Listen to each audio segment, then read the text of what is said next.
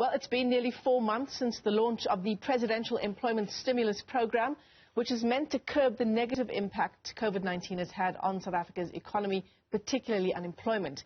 And with an investment of 11 billion rand, some political parties believe it's done little to tackle poverty, especially with unemployment at a record high of 34.9%. Our Newzroom Afrika reporter Nasiphi Same has that story. During his State of the Nation address on the 10th of this month, President Cyril Ramaphosa announced the Presidential Employment Stimulus Program that aims to create more than 800,000 jobs. The COVID-19 pandemic has exacerbated the worsening state of South Africa's unemployment, which is at a record high. In the second quarter of 2022, unemployment stood at 34.9%, a decline that goes back to 2008.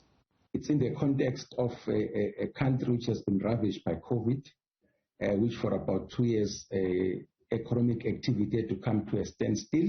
It was more of an intervention in a situation where we've got a crisis as the government to try and kickstart the economy. By doing all these things. All these things that are happening are interconnected and intertwined. So at the end of the day, it was not meant to be permanent, but the impact to individuals who are beneficiaries of this is going to be permanent. 80% of those people who benefited are young people, and 60% are women. So very, very, very targeted. But the Economic Freedom Fighters is not impressed, and it believes the governing ANC is pulling wool over the eyes of South Africans with the program. The Presidential Employment Stimulus Program is nothing but a stillborn initiative that has been unable to create job security for our people, and is just a pretense of job creation to stifle the anger and desperation of people who have been unable to get anything reliable in terms of employment and income to sustain their families.